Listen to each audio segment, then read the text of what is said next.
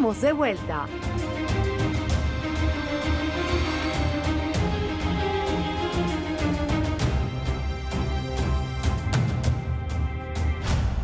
Estamos de regreso aquí en Contrapunto, el cuarto poder en tiempo de crisis. Estamos hablando de periodismo, literatura, de idioma. Ha salido a relucir muchas cosas, inclusive un poco hasta un tema de geopolítica, de política en general. Ya lo verá usted. Esto es lo que pasa cuando juntamos a gestores culturales, a directores de periódico, a premios Ricardo Miró, a miembros de la Academia Panameña de la Lengua. Tenemos una mesa de lujo en esta ocasión. Le invito a que se quede y que vea la segunda mitad. Adelante. Carlos, el profesor Ruilova hablaba del tema de las imágenes, de los códigos de las imágenes. Tú en este momento diriges un tabloide, un tabloide que se caracteriza por ser muy gráfico. Ahí van dos cosas que quiero preguntarte. Primero, el tema de la imagen. ¿Cuánto pesa, por ejemplo, en un periódico como el tuyo, en el periodismo de hoy? Y dos, si tienes algún periodista en tu redacción joven, de qué edad, y si no has tenido algún percance o formas complejas de comunicarte, si la forma en que este joven periodista expone las cosas, si choca un poco con lo que estás acostumbrado. Primero, sí voy a retomar algo de lo que dijo el profesor Ruilova sobre el tema de la literatura. Y me vino a la mente que hace pocos años, la Academia Sueca nos dejó con la cabeza grande con el tema de premiar precisamente a un músico, a un compositor en la categoría de literatura. Eso nos lleva a pensar de que la base de la literatura es la lengua, la forma de escribir y esto.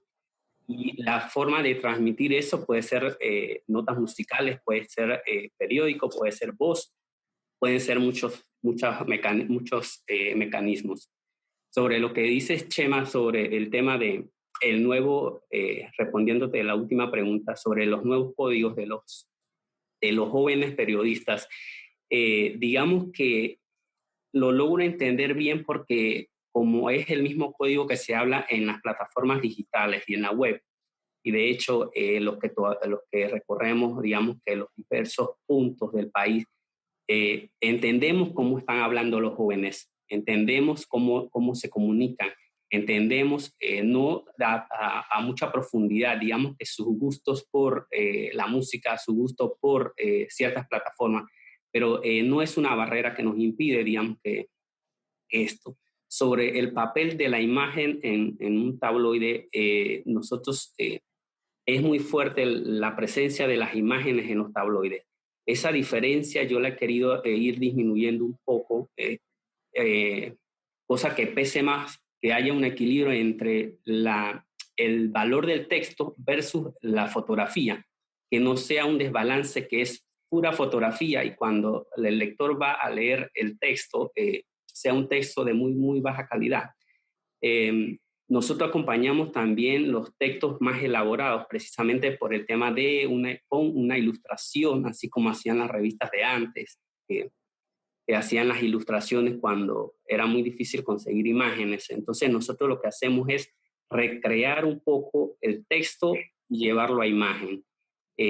Teníamos hace poco una página cultural donde le abríamos un espacio, una ventana pequeña, a escritores noveles para que publicaran sus primeros cuentos, sus primeros poemas, inclusive íbamos un poquito más allá y los lectores nos mandaban décimas, también le hacíamos una ilustración y todo esto lo publicábamos como es un medio popular y es una ventana muy, muy amplia para que llegue a diversas provincias para que la gente informe, comunique, se exprese y con los rigores, digamos que no tan escrupulosos, ¿no? Digamos que vamos a censurar, digamos que esta décima, porque realmente una décima no cabe en un periódico. Creo que somos de los pocos que abrimos ese espacio para una pluralidad de voces. Chema. Para completar sobre la teoría de Orwell, ¿verdad? Uh-huh. Orwell nos plantea el problema de que el gran hermano vigila el lenguaje y las nuevas plataformas que nosotros estamos utilizando de Internet permiten que el gran hermano nos vigile. Por eso estamos en una órbita orwelliana. El otro aspecto es que el concepto de verdad se diluye y aparece una verdad del poder. Entonces, en nuestro mundo moderno hablamos de la posverdad. Es decir, que hay publicaciones que no están funcionando en términos de la verdad objetiva, sino están funcionando en términos de la mentira, en términos de la tergiversación de la realidad, porque ellos lo que buscan es un efecto en el lector sobre el determinado tema y no importa la verdad. La verdad entonces es algo que surge posteriormente producto de un análisis. Nosotros vimos en la ONU un señor que mostró un frasquito blanco diciendo que allí había pruebas de que en Irak tenían armas de destrucción masiva. Y posteriormente el New York Times, que publicó esta noticia, dice que no existían. Es decir, que lo que se creyó verdad en un momento y que justificó una invasión con millones de muertos, resultó ser falso. Y que la posterior verificación de la verdad no cambió los efectos de la mentira. Entonces vivimos en esa órbita de Orwell, que es el mundo de la posverdad, donde la ficción, a través de la mentira y de las variaciones de la mentira, entró en el mundo de la realidad a partir de que se instala en los medios virtuales una realidad virtual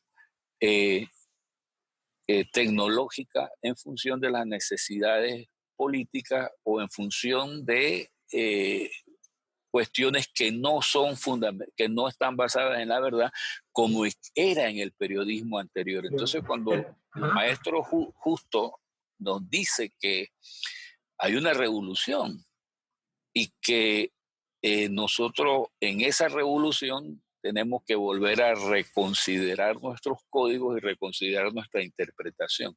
Entonces, uno de esos códigos es la posverdad. Por supuesto. Vamos a pasar con su tocayo, profesor Ruilova, que está levantando la mano. Vamos a activarle el micrófono. A ver, profesor Candanero, antes de que empiece a hablar, profe, que tiene su micrófono apagado. Profesor Candanero, ahí está. Ahora sí. Gracias. Sí.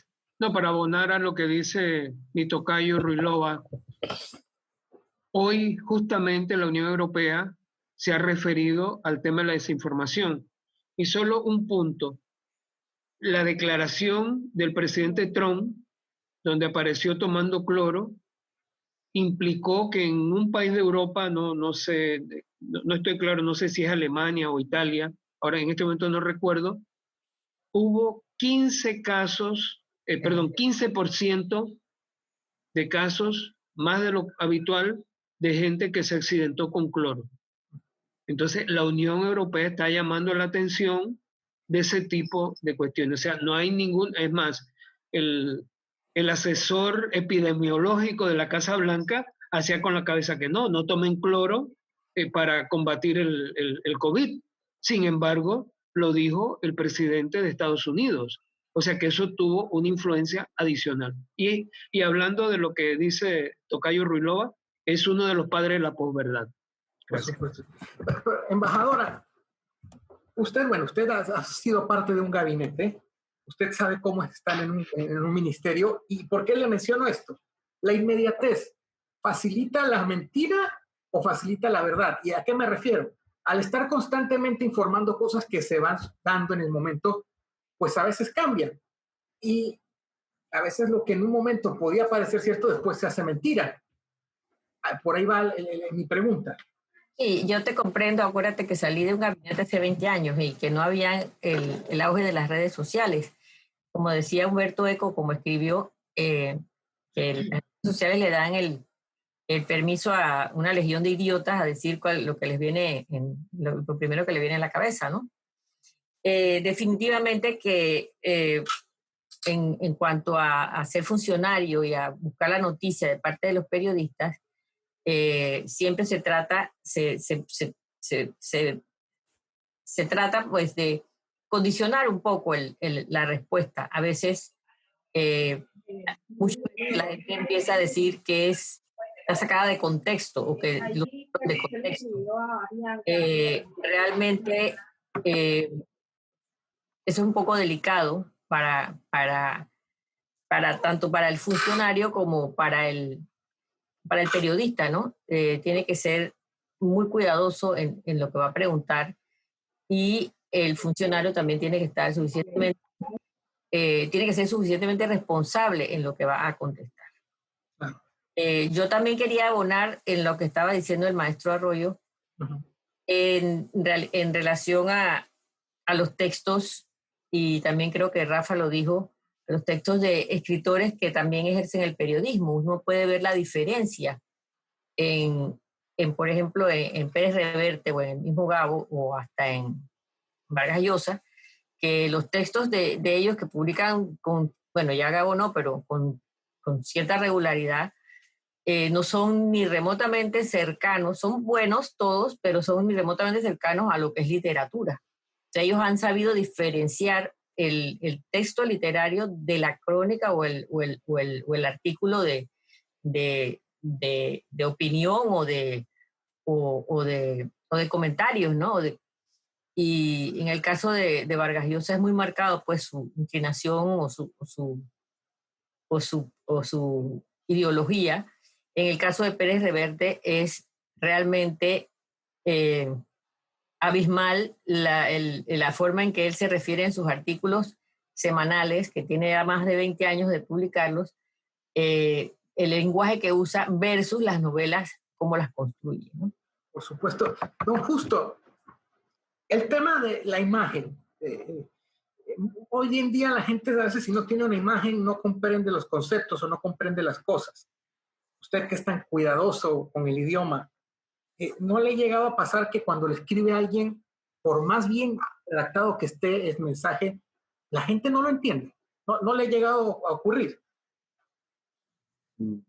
Mira, lo que más me ocurre es que amigos míos escritores, cuando nos mandamos chat o lo que sea, yo les escribo una o dos líneas y ellos me contestan con 3 o 4 emojis, así se llaman, ¿no? Sí, los emojis. Las caritas o la mano levantada. No escriben, son escritores, no escriben.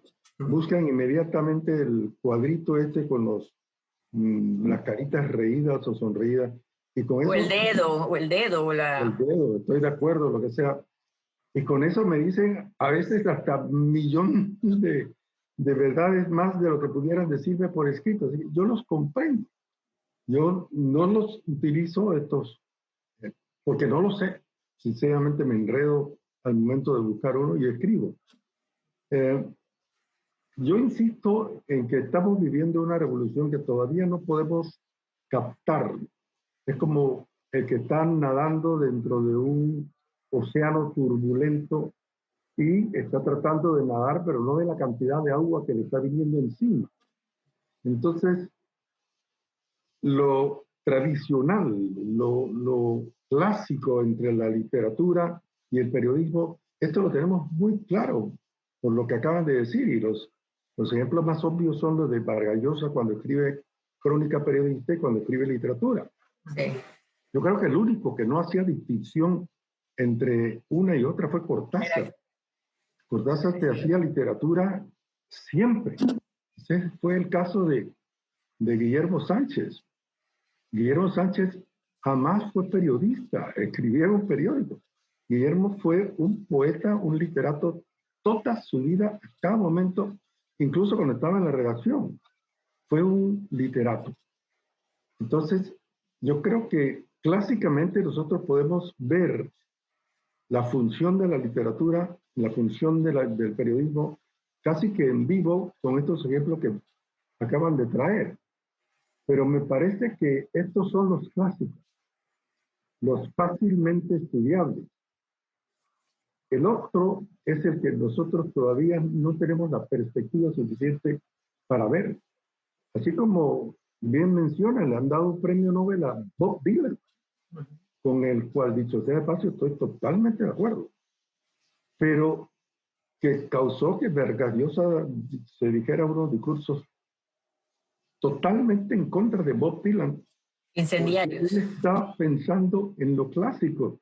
A él todavía no le ha pasado por la mente de que él está dentro de la ola que lo está ahogando.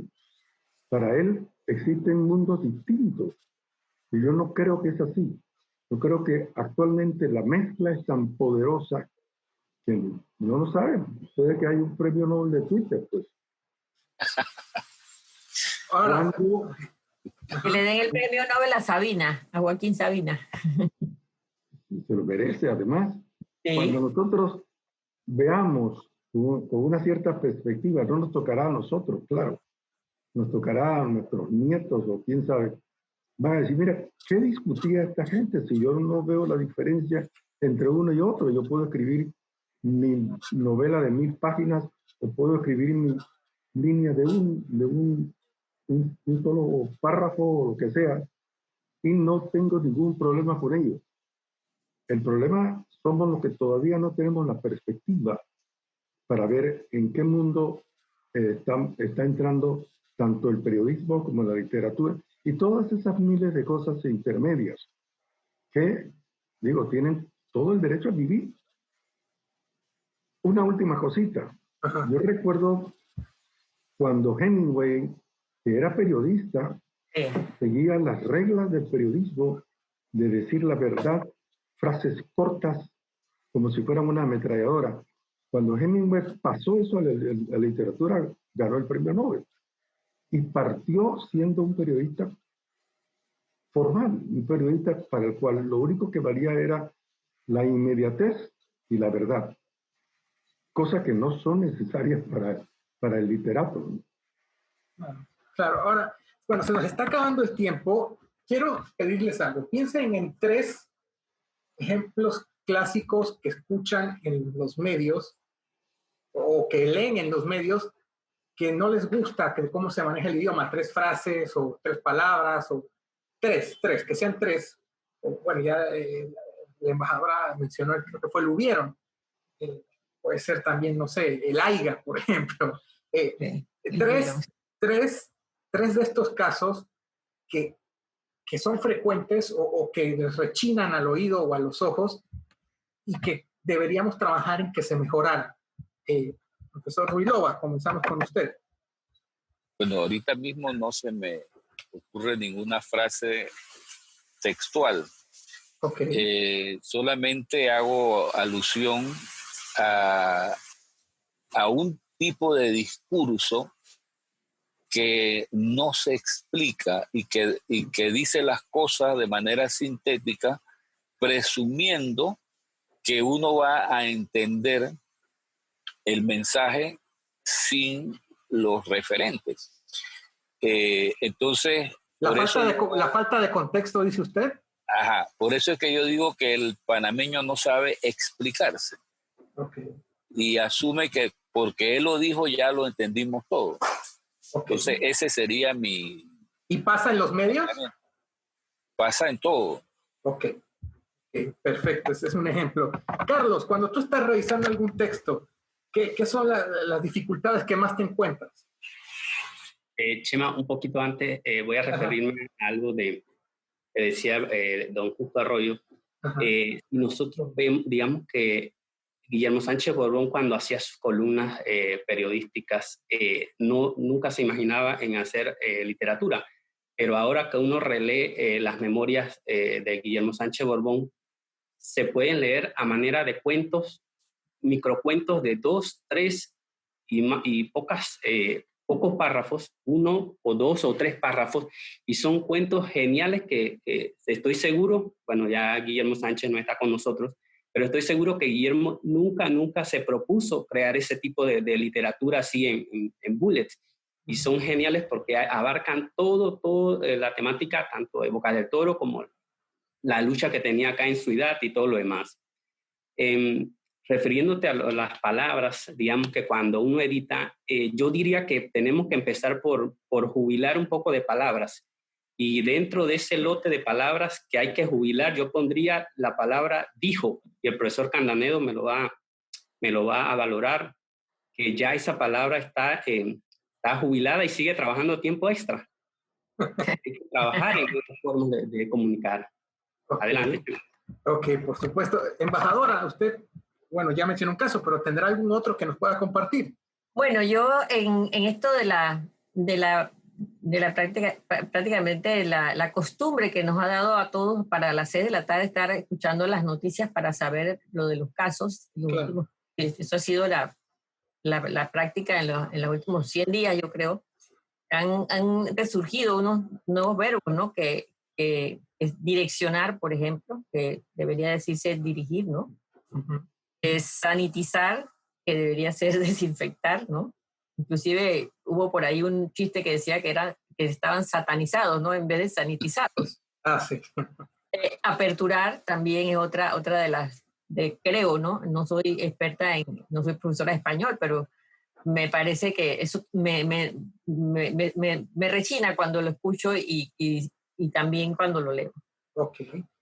Profesor Candanedo, quizás va a estar lo más cómodo con esto, ¿no? Algunas... Bueno, una de las cuestiones que me llama mucho la atención es la fonética chueca que tenemos, por ejemplo, en los pretéritos le ponemos S y en el futuro se la quitamos, o en el potencial se la quitamos.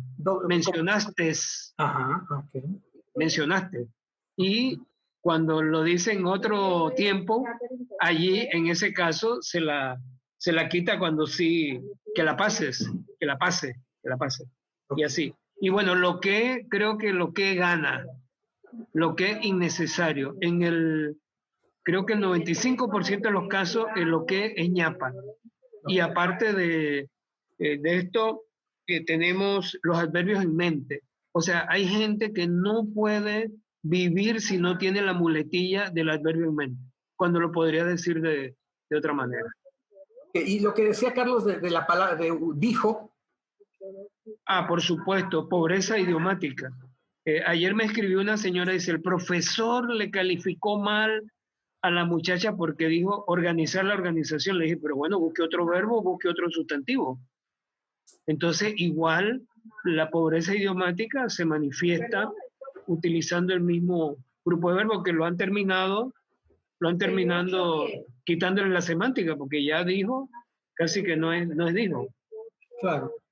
Don Justo, no sé, ¿tendrá algún ejemplo que nos quiera mencionar? Mira, como he estado tratando de decir, yo creo que todas las expresiones son transitorias. Recuerdo en mi niñez y mi juventud, nosotros teníamos una cantidad de disparates idiomáticos, pero que los considerábamos muy valiosos, muy de moda, y ya no existen, no están por ninguna parte. Sí. Yo deseo fervientemente que esto le ocurra al bendito lo que es, que así como lo encontramos mañana, tarde y noche, a veces en las expresiones más inocuas, te salen lo que es. Yo voy a lo que es Jolón, voy a comprar en lo que es el supermercado. Espero que también esa bendita expresión tenga una vida sumamente efímera. Por supuesto que tal vez no será en mi propia vida, porque cada vez como que agarra más fuerza. Y hay una cosa curiosa, la misma gente que lo dice no lo escribe. Yo no lo encuentro en los textos escritos.